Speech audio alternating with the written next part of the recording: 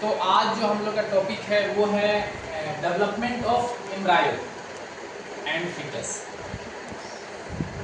Development of embryo and foetus. हम लोग शुरुआत करेंगे फर्टिलाइजेशन से या फर्टिलाइजेशन के जस्ट पहले से। जो ओवुलेशन फेज होता है, हम लोगों ने जो मेंस्ट्रुअल साइकिल का बात किया, इसमें जो मिडिल ऑफ द पीरियड होता है, मासिक धर्म चक्र का जो मिडिल पोर्शन होता है, उसी को हम लोग बोलते हैं ओवुलेशन फेज। मतलब कि वहाँ पे ओवुलेशन होता है, मतलब एक मैच्योर एग ओवरी से रिलीज होता है।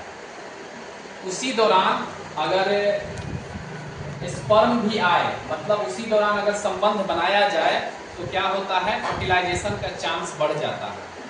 इंटरकोर्स जो होता है, जो संबंध बनाए जाते हैं मेल फीमेल के दौरान, तो जो ये समय होता है जिस समय ओवुलेशन होता है, उसी के दौरान ज़्यादा चांसेस होता है फर्टिलाइजेशन का। तो हम लोगों ने देखा कि एक एग, जिसको ओवम बोलते हैं, वो एक अलग सेल है जो एक फीमेल से निकलता है, फीमेल ओवरी से निकलता है, और एक स्पर्म होता है जो मेल से निकलता है, मेल स्पर्म।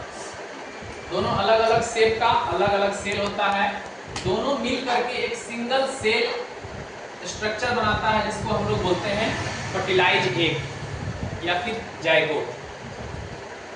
फर्टिलाइज एग या जायगोट सिंगल सेल स्ट्रक्चर होता है, मतलब एक सिंगल सेल, एक सेल दो सेल के मिलने से बना। इसलिए हम फोकस करना चाहेंगे बार बार, ये बहुत ही रेयर कंडीशन है जब दो सेल आपस में मिल करके एक सिंगल सेल का निर्माण करते हैं। कहें कि हर बार क्या होता है कि एक सेल से मल्टीपल सेल का निर्माण होता है, एक सेल से, जिसको हम लोग बोलते हैं रिप्लिकेशन। सेल है, सेल के अंदर डीएनए है, वो अपना जानकारी को साझा करता है और अपने जैसा डॉटर सेल बनाता है। दो, एक है सेल, उससे दो सेल बन जाते हैं। यहाँ पे दो अलग अलग सेल मिल करके एक सिंगल सेल बनाते हैं।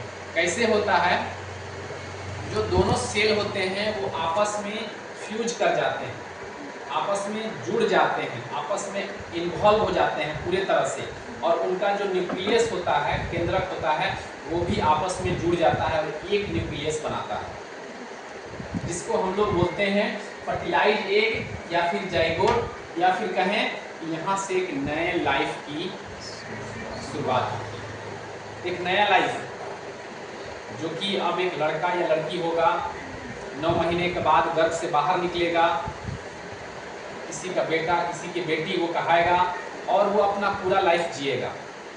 यानी कि फर्टिलाइज एग एक प्रकार का एक जीवन की शुरुआत हुई।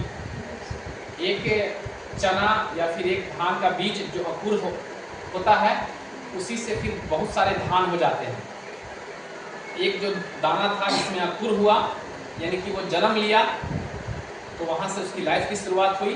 उसी तरह से एक फर्टिलाइज एग यानी कि जाइगोट से शुरुआत हुई। ये जो जाइगोट है ये 24 आवर तक जाइगोट बना रहता है, एक सिंगल सेल स्ट्रक्चर। 24 घंटे के बाद उसमें सेल डिवीजन शुरू होता है, यानी कि ब्लास्टोमर का फॉर्मेशन शुरू होता है। ये एक सिंगल सेल टूट करके जो दो सेल बना, इसको हम लोग बोलते हैं ब्लास्टोमर। ये क्लवहाज के अंदर होता है। क्लवहाज एक प्रकार का फेज होता है जो 24 घंटे से लेके 60 घंटे तक चलता है, जिसमें कि लगातार सेल डिवाइड होता जाता है। एक चीज जो हम लोग आप बताना चाहेंगे, ये जो सेल डिवाइड हो रहा है एक सेल से दो सेल, यह एक झिल्ली या एक प्रोटेक्टेड मेम्ब्रेन के अंदर होता है, जिसको बोलते हैं जोना पेलुसाइड। जोना पेलुसाइड एक कवरिंग होता है, एक लेयर होता है, जिसके अंदर में सेल का डिवीजन होता है। एक सेल से दो सेल, दो सेल से चार सेल, चार सेल से 8 सेल। केवल सेल की संख्या बढ़ती है, सेल का साइज नहीं बढ़ता है।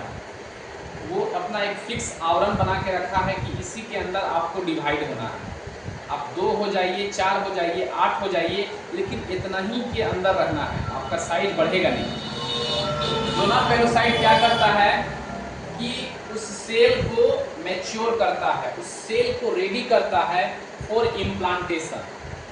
मैच्योर इम्प्लांटेशन मतलब कि उस बीज को तैयार करता है। प्रोटेक्ट करता है।